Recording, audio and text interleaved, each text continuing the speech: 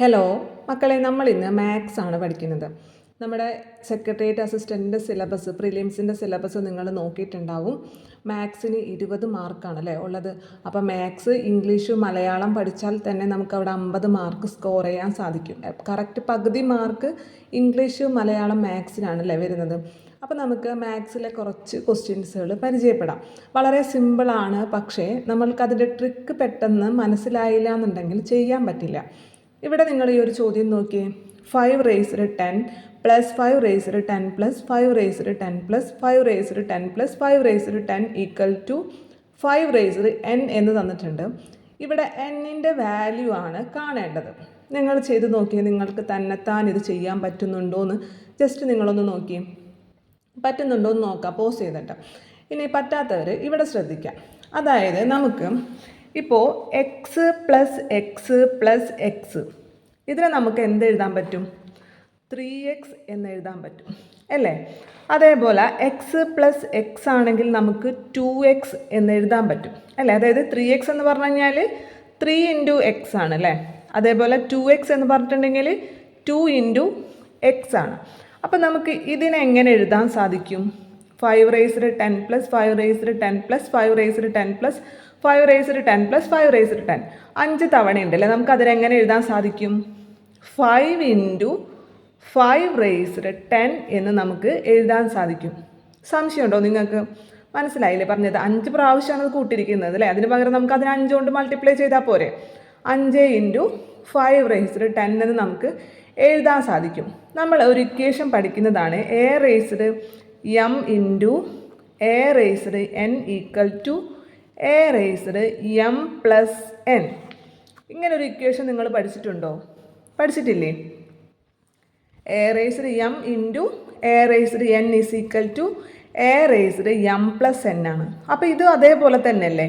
5നെ നമുക്ക് 5 റേസ്ഡ് 1 എന്ന് എഴുതാമല്ലോ. 5 raised 1 into 5 raised 10 എന്ന് പറയണത് എന്തെന്ന് എഴുതാൻ പറ്റും നമുക്ക്? 5 റേസ്ഡ് 1 പ്ലസ് 10 എന്ന് എഴുതാൻ പറ്റും അല്ലേ? അതായത് 5 റേസ്ഡ് 11, 5 റേസ്ഡ് 11 ആണ്. അപ്പോൾ എന്നിൻ്റെ വാല്യൂ എന്താണ്?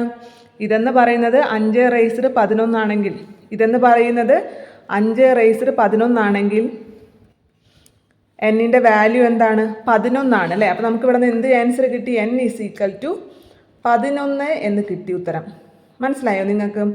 ഒരു ക്വസ്റ്റ്യനും കൂടിയും പറയുമ്പോൾ ക്ലിയർ ആവും. ഇതൊന്നും കൂടി നോക്കാം. ഇത് 5 പ്രാവശ്യം കൂട്ടിയിരിക്കുന്നു അല്ലേ? അതിന് പകരം നമുക്ക് 5 കൊണ്ട് മൾട്ടിപ്ലൈ ചെയ്താൽ മതി. 5 ഇൻറ്റു 5 റേസ്ഡ് 10 എന്ന് എഴുതാം. ഇത് A raised M into A raised N എന്നുള്ള ഫോർമുലയാണ്, ഇതിലാണ്, ആ ഒരു ഫോർമാറ്റിലാണ് കിടക്കുന്നത്. അപ്പോൾ നമുക്ക് 5 റേസ്ഡ് 1 പ്ലസ് 10 എഴുതാം ഈക്വൽ ടു 5 റേസ്ഡ് 11 ആണ്. അപ്പോൾ എന്നിൻ്റെ വാല്യൂ 11 ആണ്. അപ്പോൾ ഇവിടെ ആൻസർ ഏതാ വരാം? 11 എന്നുള്ളതാണ് ഉത്തരമായിട്ട് വരാം. ഒരു ക്വസ്റ്റ്യനും കൂടി നോക്കാം. ഈ ഒരു ക്വസ്റ്റ്യനും കൂടി നിങ്ങൾ നോക്കിയേ. 2 റേസ്ഡ് 6 പ്ലസ് 2 റേസ്ഡ് 6 എത്ര പ്രാവശ്യമാണ്? 8 തവണയാണ് കൂട്ടിയിരിക്കുന്നത്. 1 2 3 4 5 6 7 8 അല്ലേ? 8 തവണ കൂട്ടിയിരിക്കുന്നു. ഈക്വൽ ടു 2 റേസ്ഡ് n ആണെന്നും തന്നിട്ടുണ്ട്. ഇവിടെ നമുക്ക് എന്നിൻ്റെ വാല്യൂ ആണ് കണ്ടുപിടിക്കേണ്ടത്. അപ്പോൾ 8 തവണയാണ് ഇത് കൂട്ടിയിരിക്കുന്നത്. അപ്പോൾ നമുക്ക് എന്തെന്ന് എഴുതാൻ സാധിക്കും? 8 ഇൻറ്റു 2 റേസ്ഡ് 6 എന്ന് എഴുതാൻ പറ്റും അല്ലേ? ഇത് 8 തവണയാണ് കൂട്ടിയിരിക്കുന്നത്. അപ്പോൾ നമുക്ക് എന്തെന്ന് എഴുതാം? 8 ഇൻറ്റു 2 റേസ്ഡ് 6 എന്ന് എഴുതാം ഈക്വൽ ടു 2 റേസ്ഡ് n. ഇവിടെ 8നെ നമുക്ക് എന്തെന്ന് എഴുതാൻ പറ്റും? 8 എന്ന് പറഞ്ഞാൽ 2 ഇൻറ്റു 2 ഇൻറ്റു 2 ആണ് 8 അല്ലേ? 2 2 4, 4 ഇൻറ്റു 2 8 അല്ലേ? അപ്പോൾ നമുക്ക് ഈ 8നെ എങ്ങനെ എഴുതാൻ സാധിക്കും? 2 റേസ്ഡ് 3 എന്ന് എഴുതാൻ സാധിക്കും ഇല്ലേ? പറ്റില്ലേ? അപ്പോൾ 2 raised 3 into 2 raised 6 equal to 2 raised n. 2 raised 3 into 2 raised 6 ഇത് ഇതേ ഫോർമാറ്റിലല്ലേ എടുക്കണത്. അപ്പോൾ നമുക്ക് എന്ത് ചെയ്യാം? 2 റേസ്ഡ് 3 പ്ലസ് 6 എന്ന് എഴുതാൻ പറ്റും. അതായത് 2 റേസ്ഡ് 9. അപ്പോൾ എന്നിൻ്റെ വാല്യൂ എന്താണ്? 9 ആണ് അവിടെ ഉത്തരമായിട്ട് വരുന്നത്. n is equal to 9. അപ്പോൾ ഇത്തരത്തിലുള്ള ചോദ്യം വന്നാൽ ഇനി നിങ്ങൾക്ക് ചെയ്യാൻ കിട്ടില്ലേ? അടുത്തൊരു ക്വസ്റ്റ്യൻ നോക്കിയേ. ഇത് വളരെ സിമ്പിളായിട്ടുള്ള ചോദ്യമാണ്. 4 ടൈംസ് ഓഫ് 2 റേസ്ഡ് 9. 2 റേസ്ഡ് 9ന് 4 ടൈംസ് അല്ലേ? എത്രയാണെന്ന് ചോദിച്ചിരിക്കും. 4 ടൈംസ് എന്ന് വെച്ചാൽ എന്താണ്? 4 ഇൻറ്റു 2 റേസ്ഡ് 9 ആണ് നമ്മളോട് കണ്ടുപിടിച്ച് പറഞ്ഞിട്ടുള്ളത്. 4 ഇൻറ്റു 2 റേസ്ഡ് 9. അപ്പോൾ നമുക്കിത് എന്ത് ചെയ്യാം, 4 നമുക്ക് 2 സ്ക്വയർ എന്ന് എഴുതാൻ പറ്റും അല്ലേ. 2 × 2 ആണ് 4. 2 സ്ക്വയർ എന്ന് എഴുതാൻ പറ്റും. Into 2 raised 9. അപ്പോൾ നമ്മൾ നേരത്തെ ഫോർമുലയുടെ അതേ ഇതിൽ വന്നില്ലേ, A raised M into A raised N is equal to A raised M plus N എന്നുള്ള ഫോർമാറ്റിലേക്ക് വന്നു. അപ്പോൾ നമുക്കിവിടെ എന്ത് ചെയ്യാം, ഇത് രണ്ടും കൂടിയും കൂട്ടാം അല്ലേ. 2 റേസ്ഡ് 11 ഇതാണ് ഉത്തരമായിട്ട് വരുന്നത്. ഓപ്ഷൻ എ ആണ് ഉത്തരമായിട്ട് വരുന്നത്. സിമ്പിൾ അല്ലേ ഇത്. അതേപോലെ തന്നെ മറ്റൊരു ചോദ്യം തരാണ്. നിങ്ങൾ ആദ്യം തന്നെത്താൻ ചെയ്ത് നോക്കാം. 3 raised X plus 1 equal to 729 എന്ന് തന്നിട്ടുണ്ട്. ഇവിടെ നമുക്ക് എക്സിൻ്റെ വാല്യൂ ആണ് കണ്ടുപിടിക്കേണ്ടത്. എങ്ങനെ കണ്ടുപിടിക്കാൻ പറ്റും? 3 റേസ്ഡ് എക്സ് പ്ലസ് 1 എന്നുള്ളത് 729 തന്നിട്ടുണ്ട്. എക്സിൻ്റെ വാല്യൂ നമുക്ക് കണ്ടുപിടിക്കണം അല്ലേ. അപ്പം നമുക്ക് ഇതിനെ ഈ 729 നമുക്ക് ഇതേ രൂപത്തിലേക്ക് കൊണ്ടുവരണം. ഇങ്ങനെ തന്നിട്ടുണ്ടെങ്കിൽ എപ്പോഴും നമ്മൾ ഈ വാല്യൂവിനെ ഇതേ രൂപത്തിലേക്ക് നമുക്ക് കൊണ്ടുവരണം 729. അപ്പോൾ 729 എങ്ങനെയാണ് കൊണ്ടുവരിക? നിങ്ങൾ LC ഒക്കെ കാണുമ്പോൾ ഫാക്ടറൈസ് ചെയ്യില്ലേ, അങ്ങനെ തന്നെ ചെയ്യാം നമുക്ക്. അതായത് 729 ഇത് 3 പോകുമല്ലോ. 3 2 6 അല്ലേ. 3 2 6 ബാക്കി ഇവിടെ 1 ഉണ്ട്. ആ 1 ഇപ്പുറത്തേക്ക് കൊടുക്കണം അല്ലേ നമ്മൾ. അപ്പോൾ 4 3 12. ഇത് 12 ആയല്ലോ. അപ്പോൾ 4 3 12. പിന്നെ 9 3 പ്രാവശ്യം. മനസ്സിലായോ നിങ്ങൾക്ക്? നിങ്ങൾ പഠിച്ചിട്ടുണ്ടാവും. 7 3 എത്ര പ്രാവശ്യം പോകും? 2 പ്രാവശ്യം പോകും. 3 2 6 അല്ലേ. 6 കഴിഞ്ഞിട്ട് പിന്നെ ബാക്കി ഒരു 1 ഇല്ലേ, ആ 1 എന്ത് ചെയ്യണം, ഇപ്പുറത്തേക്ക് കൊടുക്കണം. അപ്പോൾ ഇത് 12 ആയി. അപ്പോൾ 12 3 4 പ്രാവശ്യം. 4 3 12. അത് ഫുള്ളായിട്ട് പോയി. ഇനി ബാക്കി ഇവിടെ 9 ഉള്ളൂ. 9 3 പ്രാവശ്യം. 3 3 പ്രാവശ്യം. 3 3 9. ഇനി വീണ്ടും ഇത് 3 പോകുമല്ലോ. 3 2 പോകൂല, 24 പോകും. എത്ര തവണ പോകും? 8 പ്രാവശ്യം അല്ലേ. 8 3 24. പിന്നെ ബാക്കി ഇവിടെ ഒരു 3 ഉണ്ട്. 1 3 3 ആയില്ലേ. ഇനി ഇത് വീണ്ടും 3 പോകും. 3 2 6. 3 2 6. 6 കഴിഞ്ഞിട്ട് ബാക്കി ഇവിടെ 2 ഇല്ലേ, ആ 2 ഇപ്പുറത്തേക്ക് കൊടുക്കണം. അപ്പോൾ ഇത് 21 ആയി. അപ്പോൾ 21 3 എത്ര പ്രാവശ്യം പോകും? 7 തവണ പോകും അല്ലേ. 3 2 6. അപ്പോൾ ഇവിടെ 8 ബാക്കി 2 നിൽക്കുന്നുണ്ട്. ആ 2നെ നമ്മൾ ഇപ്പുറത്തേക്ക് കൊടുക്കും. അപ്പോൾ ഇത് 21 ആയി.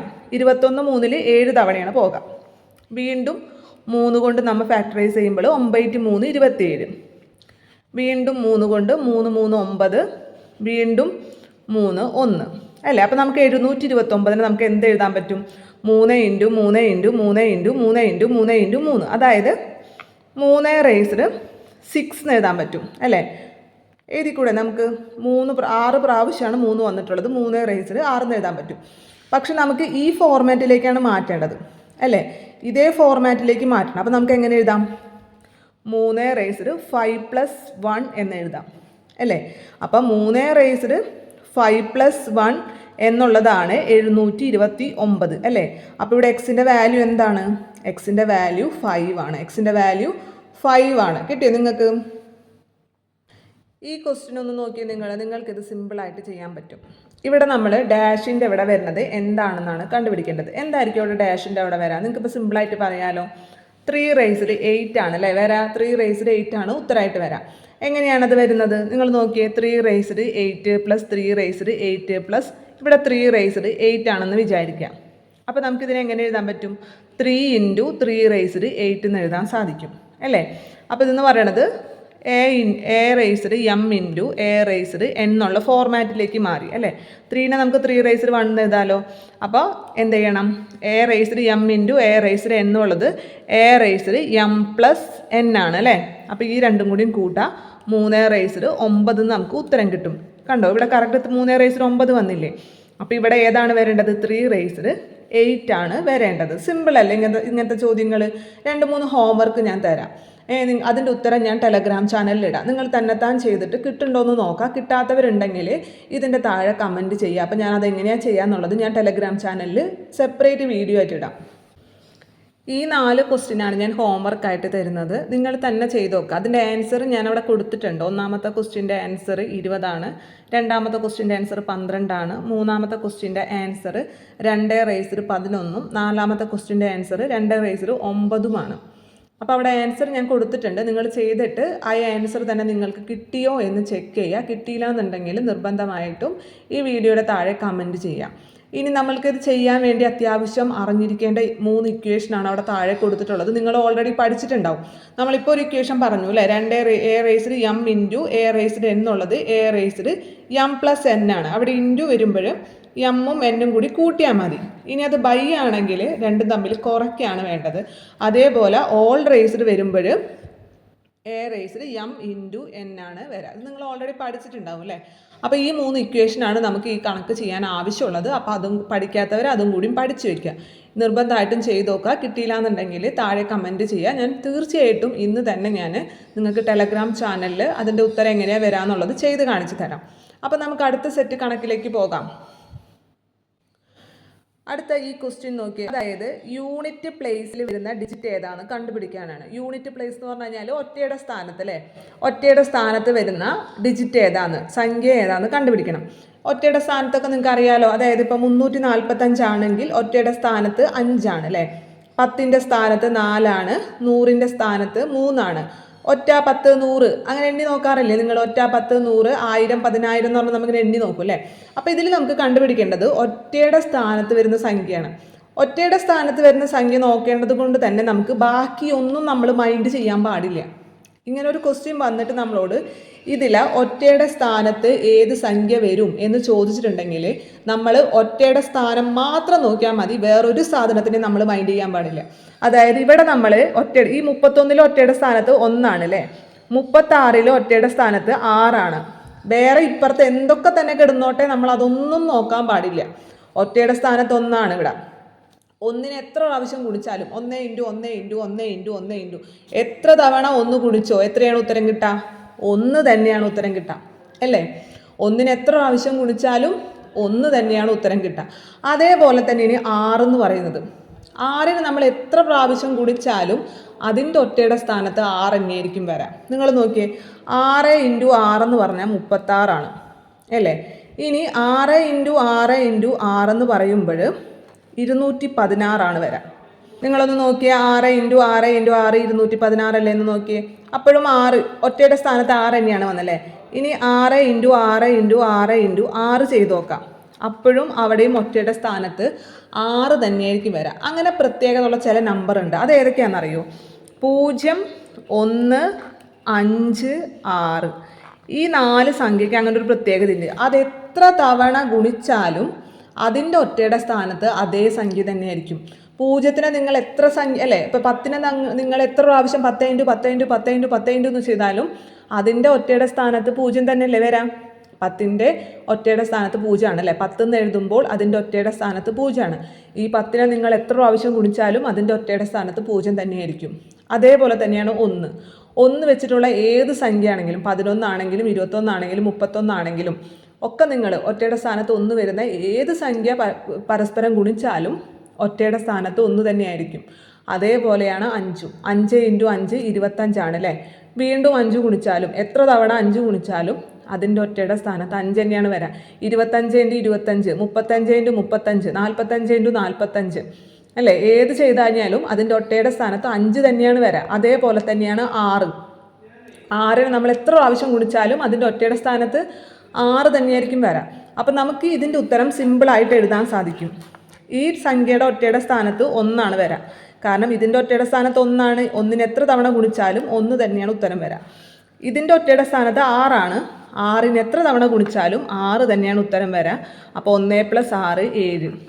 അപ്പോൾ ഇത് രണ്ടും തമ്മിൽ കൂട്ടുമ്പോൾ കിട്ടുന്ന സംഖ്യയുടെ യൂണിറ്റ് പ്ലേസിലെ അല്ലെങ്കിൽ ഒറ്റയുടെ സ്ഥാനത്തെ സംഖ്യ 7 ആയിരിക്കും. നിങ്ങൾക്ക് പറഞ്ഞ് മനസ്സിലായോ? അടുത്തൊരു ക്വസ്റ്റ്യൻ നോക്കിയേ. അടുത്ത ചെയ്യുമ്പോൾ മനസ്സിലാവും. 5⁻75 + 6⁻36. ഇവിടെ ഒറ്റയുടെ സ്ഥാനത്ത് 5 കിടക്കുന്നത്. ഞാൻ പറഞ്ഞില്ലേ, 5നെ നിങ്ങൾ എത്ര തവണ ഗുണിച്ച് നോക്കിക്കോ. നിങ്ങൾ നിങ്ങളുടെ ഫോണിൽ കാൽക്കുലേറ്റർ എടുത്തിട്ട് 5നെ എത്ര തവണ ഗുണിച്ചാലും അതിൻ്റെ ഒറ്റയുടെ സ്ഥാനത്ത് എന്തായിരിക്കും? 5 തന്നെ ആയിരിക്കും. നമുക്കിവിടെ ഒറ്റയുടെ സ്ഥാനത്ത് സംഖ്യയല്ലേ കാണാൻ പറഞ്ഞിരിക്കുന്നത്. നമ്മൾ വേറെ ഒന്നും മൈൻഡ് ചെയ്യേണ്ട ആവശ്യമില്ല. അപ്പം 5ന് ഇനിയിപ്പോൾ 5⁻75 അല്ല, 5⁻125 എടുത്തോ, 5⁻250 എടുത്തോ, ഏതെടുത്താലും അതിൻ്റെ ഒറ്റയുടെ സ്ഥാനത്ത് എന്തായിരിക്കും വരാം? 5 തന്നെയായിരിക്കും വരാം. അപ്പോൾ ഇതിൻ്റെ ഒറ്റയുടെ സ്ഥാനത്ത് 5 ആണ് വരാം. ഇത് 6. നമ്മൾ മറ്റൊരു സംഖ്യ പ്രത്യേകത ഉള്ളത് പറഞ്ഞത് 6 ആണ് അല്ലേ. 6നെ എത്ര പ്രാവശ്യം ഗുണിച്ചാലും അതിൻ്റെ ഒറ്റയുടെ സ്ഥാനത്ത് 6 തന്നെയാണ് വരാം. അപ്പോൾ 6. 5 + 6 11 ഉത്തരം കിട്ടി. അപ്പം ഇതിൻ്റെ ഒറ്റയുടെ സ്ഥാനത്ത് 1 അല്ലേ? നമുക്ക് ഒറ്റയുടെ സ്ഥാനം മാത്രം നോക്കിയാൽ മതി, നമ്മൾ വേറെ ഒന്നും നോക്കണ്ട. ഇതിൻ്റെ ഒറ്റയുടെ സ്ഥാനത്ത് 1 ആണ്. അപ്പം ഇത് ചെയ്യുമ്പോൾ കിട്ടുന്ന സംഖ്യയുടെ ഒറ്റയുടെ സ്ഥാനത്ത് 1 ആയിരിക്കും ഉത്തരം വരാം. അപ്പോൾ ഇതിൻ്റെ ഓപ്ഷനിൽ നമ്മൾ 1 ആണ് സെലക്ട് ചെയ്യേണ്ടത്. ഇനി ഈ 5ഉം 6ഉം അല്ലാതെ വേറെ എന്തെങ്കിലും നമ്പർ വന്നാൽ എന്ത് ചെയ്യുന്നു നോക്കാം നമുക്ക്. ഈ ഒരു ക്വസ്റ്റ്യൻ നോക്കി നിങ്ങൾ, 22⁻75 + 34⁻30. ഇതിൻ്റെ യൂണിറ്റ് പ്ലേസിൽ ഏത് ഡിജിറ്റാണ് വരാമെന്നാണ് ചോദിച്ചിട്ടുള്ളത്. അപ്പോൾ നമ്മൾ ഇതിൻ്റെ ഞാൻ പറഞ്ഞില്ലേ, നമ്മൾക്ക് എത്ര വലിയ സംഖ്യ തന്നാലും നമ്മൾ മൈൻഡ് ചെയ്യേണ്ടത് യൂണിറ്റ് ഡിജിറ്റ്, ഒറ്റയുടെ സ്ഥാനത്തുള്ള സംഖ്യനെ മാത്രം നമ്മൾ മൈൻഡ് ചെയ്യേണ്ട ആവശ്യമുള്ളൂ. അപ്പോൾ ഇവിടെ ഇതിൻ്റെ ഒറ്റയുടെ സ്ഥാനത്ത് 2ഉം ഇവിടെ ഇതിൻ്റെ ഒറ്റയുടെ സ്ഥാനത്ത് 4ഉമാണ്. അപ്പോൾ നമുക്കത് മാത്രം നോക്കിയാൽ മതി, ബാക്കിയൊന്നും നോക്കണ്ട. അതായത് 2⁻75ഉം 4⁻30. ഈ ഒറ്റയുടെ സ്ഥാനം മാത്രം നമ്മൾ നോക്കാൻ പാടുള്ളൂ, ബാക്കിയൊന്നും നമ്മൾ നോക്കാൻ പാടില്ല. അപ്പോൾ നമുക്ക് 2⁻75 കണ്ടുപിടിക്കാൻ ബുദ്ധിമുട്ടാണല്ലോ. അപ്പോൾ നമ്മൾ എന്താ ചെയ്യേണ്ടതെന്ന് അറിയോ? ഈ വലിയ പവറുകൾ വരുമ്പോൾ ആ പവറിനെ നമ്മൾ 4 കൊണ്ട് ഹരിക്കാം. 75നെ നിങ്ങൾ 4 കൊണ്ട് ഹരിച്ചേ. 4 കൊണ്ട് ഹരിക്കുമ്പോൾ 1 4 4 അല്ലേ, ബാക്കി 3 ഉണ്ട് അല്ലേ, 5 നമ്മൾ ഇറക്കിട്ടു. അപ്പോൾ 8 4 32, ബാക്കി ശിഷ്ടം 3. അപ്പോൾ 4 കൊണ്ട് ഹരിച്ചിട്ട് ഈ ശിഷ്ടം വരുന്നത് എടുത്തെഴുതിയാൽ മതി, മനസ്സിലായോ? അതായത് 2⁻3 എന്ന് എഴുതിയാൽ മതി. ഇനി അപ്പോൾ ഇവിടെ ശിഷ്ടം 0 ആണെങ്കിലോ, ശിഷ്ടം 0 വരുന്ന കേസിൽ മാത്രം നമ്മളിവിടെ 4 ആണ് എഴുതേണ്ടത്. ഇപ്പോൾ ശിഷ്ടം 0 ആയിരുന്നു എങ്കിൽ നമ്മളിവിടെ 2⁻4 ആണ് എഴുതേണ്ടത്. അല്ല ശിഷ്ടം 1 ആണെങ്കിൽ 2⁻1 എഴുതണം. ശിഷ്ടം 2 ആണെങ്കിൽ 2⁻2 എഴുതണം. ശിഷ്ടം 3 ആയതുകൊണ്ട് 2⁻3 എഴുതി. 0 ആണെങ്കിൽ മാത്രം നമ്മളിവിടെ 4 എഴുതണം. ഇനി അടുത്തത് നോക്കാം നമുക്ക്. 4⁻30 ആണ് അല്ലേ. അപ്പോൾ അതേപോലെ തന്നെ ഈ 30നെ നമ്മൾ 4 കൊണ്ട് ഹരിക്കാം. 30നെ നമ്മൾ 4 കൊണ്ട് ഹരിക്കുമ്പോൾ 7 4 28 അല്ലേ, 7 4 28, ബാക്കി 2 ഉണ്ട്. ശിഷ്ടം 2 ആണ് വന്നത്. അപ്പം നമുക്ക് ആ 2 മാത്രം ഇവിടെ എഴുതിയാൽ മതി. 4⁻2 മനസ്സിലായോ? ഇപ്പം നമ്മൾ ഇതിനെ 2 × 2 × 2 എത്രയാണ്? 8 ആണ് അല്ലേ. പ്ലസ് 4 × 4 16 ആണ്. 4 × 4 16 ആണ്. ഈ 16ൻ്റെ ഇതുപോലും എടുത്തെഴുതേണ്ട ആവശ്യമില്ല, നമുക്ക് ഈ ഒറ്റയുടെ സ്ഥാനം മാത്രം ഇങ്ങോട്ട് എടുത്തെഴുതിയാൽ മതി. അപ്പോൾ 4 × 4 16 ആണ്. പക്ഷെ നമുക്ക് ഒറ്റയുടെ സ്ഥാനം മാത്രം മതി, 16ൽ 6 മാത്രം നമുക്ക് മതി. അപ്പോൾ ഇത് എത്ര കിട്ടുക? 14 ഉത്തരം കിട്ടും അല്ലേ. 8ഉം 6ഉം കൂടി കൂട്ടുമ്പോൾ 14 ഉത്തരം കിട്ടും. അപ്പോൾ ഇതിൻ്റെ യൂണിറ്റ് ഡിജിറ്റിലെ പ്ലേസ് എന്തായിരിക്കും? 4 ആയിരിക്കും. യൂണിറ്റ് പ്ലേസിലെ ഡിജിറ്റ് 4 ആയിരിക്കും. ഇത് ചെയ്യുമ്പോൾ കിട്ടുന്ന ഉത്തരത്തിൻ്റെ യൂണിറ്റ് പ്ലേസിൽ വരുന്ന ഡിജിറ്റ് 4 ആയിരിക്കും. ഒറ്റയുടെ സ്ഥാനത്ത് വരുന്ന സംഖ്യ 4 ആയിരിക്കും. പറഞ്ഞത് മനസ്സിലായോ നിങ്ങൾക്ക്? ഇനി വേറൊരെണ്ണം ഞാൻ നിങ്ങൾക്ക് തരാണ്. ഇപ്പോൾ ഞാൻ ജസ്റ്റ് ചെയ്യാണ്. 38⁻125 ഇൻറ്റു 42⁻72 ഇത് തന്നിരിക്കുന്നു. നിങ്ങളോട് പറയാണ് ഇതിൻ്റെ ഇതേപോലെ തന്നെ യൂണിറ്റ് പ്ലേസിൽ വരുന്ന ഡിജിറ്റ് ഏതാണ്, ഒറ്റയുടെ സ്ഥാനത്ത് വരുന്ന സംഖ്യ ഏതാണെന്ന് ചോദിച്ചു കഴിഞ്ഞാൽ എന്താണ് ചെയ്യേണ്ടത്?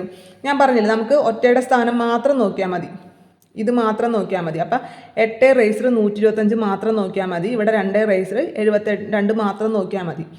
ഇനി ഇവിടെ നമുക്ക് 125 ആണല്ലേ. അപ്പം നമ്മൾ എന്ത് ചെയ്യണം? 125നെ 4 കൊണ്ട് ഹരിക്കണം. 125നെ 4 കൊണ്ട് ഹരിക്കുമ്പോൾ 4 3 12 അല്ലേ. 4 3 12 0. 5 ഇറക്കിയിട്ടു. 1 4 4 1 ശിഷ്ടം വന്നു അല്ലേ. അപ്പം നമുക്ക് എന്ത് എഴുതാം? 8⁻125 പകരം നമുക്ക് 8⁻1 എന്ന് എഴുതാം. ശിഷ്ടം 1 അല്ലേ, 8⁻1 എന്ന് എഴുതാം. അതേപോലെ തന്നെ 72നെ നമ്മൾ 4 കൊണ്ട് ഹരിക്കണം. 72നെ നമ്മൾ 4 കൊണ്ട് ഹരിക്കുമ്പോഴും ഇതേപോലെ 1 4 4 ബാക്കി 3 2 ഇറക്കിയിട്ടു. അപ്പോൾ 8 4 32 ശിഷ്ടം 0 വന്നില്ലേ. ശിഷ്ടം 0 വരുന്ന കേസിൽ മാത്രം നമ്മൾ എന്തെന്ന് എഴുതാൻ പറഞ്ഞിട്ടുണ്ട്? 2⁻4 എന്ന് എഴുതാൻ പറഞ്ഞിട്ടുണ്ട്. 0 എടുത്ത് എഴുതരുത്, അതിന് പകരം 2⁻4 എന്ന് എഴുതണം അല്ലേ. അപ്പം നമുക്കിത് 8⁻8 8 തന്നെയാണ്. ഇത് 2⁻4 2 × 2 × 2 × 2 അല്ലേ.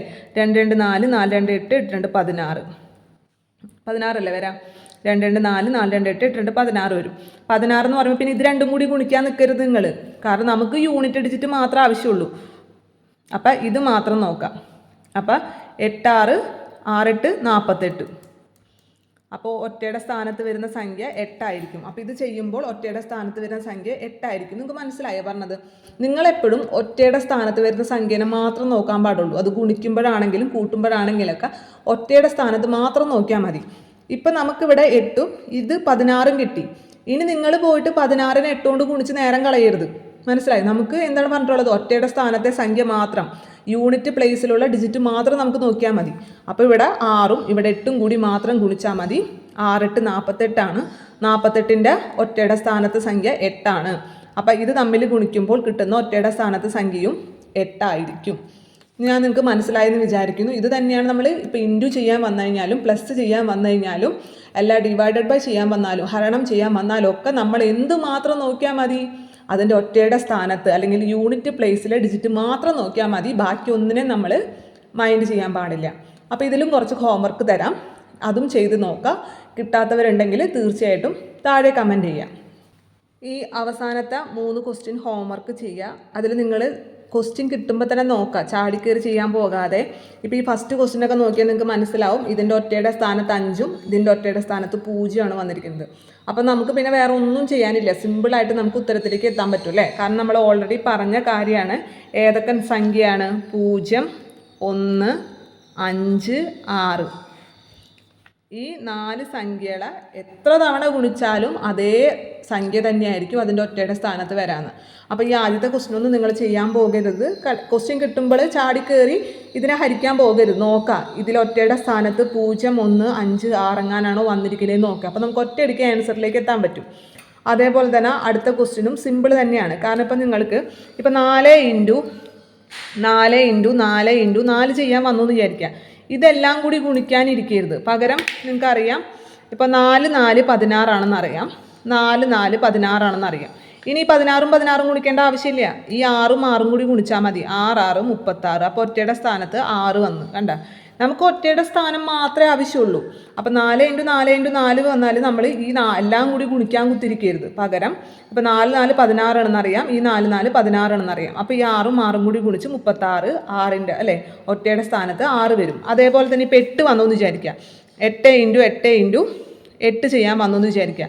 ഇപ്പോൾ ഇത് രണ്ടും 64. 8 8 64. ഇതൊരു 8. പിന്നെ ഇത് രണ്ടും ഗുണിക്കാനിരിക്കരുത്. പകരം എന്ത് ചെയ്യണം? ഇതിൻ്റെ ഒറ്റയുടെ സ്ഥാനത്ത് 4, ഇത് 8 ഒറ്റയുടെ സ്ഥാനത്ത്. അപ്പോൾ ഇത് രണ്ടും കൂടി ഗുണിച്ച് 8 4 32 എന്ന് എഴുതിയിട്ട് ഒറ്റയുടെ സ്ഥാനത്ത് 2 എടുക്കണം. മനസ്സിലായേ? കാരണം നമുക്ക് ഒറ്റയുടെ സ്ഥാനത്തെ സംഖ്യ മാത്രം നമുക്ക് നോക്കാനുള്ളൂ, വേറെ ഒന്നും തന്നെ നമുക്ക് നോക്കാനില്ല. അപ്പോൾ നിങ്ങൾ അത് വെച്ചിട്ട് അത് മനസ്സിൽ വെച്ചിട്ട് വേണം ചെയ്യാൻ, അല്ലാതെ എല്ലാം കൂടി ഗുണിക്കാനിരുന്ന് എക്സാമിൻ്റെ സമയം കളയരുത്. അപ്പോൾ ഇന്നത്തെ ഇത് നിങ്ങൾക്ക് ഉപകാരപ്പെട്ടു എന്ന് വിശ്വസിക്കുകയാണ്. കുറച്ചൊക്കെ ബുദ്ധിമുട്ടുണ്ട്, കാരണം സാധാരണ ഒരു വൈറ്റ് പേപ്പർ എടുത്തിട്ട് അതിലാണ് ചെയ്യുന്നത്, ബോർഡിലൊന്നല്ല ചെയ്യുന്നത്. അതിൻ്റേതായിട്ടുള്ള ബുദ്ധിമുട്ട് നിങ്ങൾക്കും ഫീൽ ചെയ്തിട്ടുണ്ടാവും എന്ന് എനിക്കറിയാം. എങ്കിലും ക്ലാസ് മനസ്സിലായെന്ന് വിശ്വസിക്കുകയാണ്.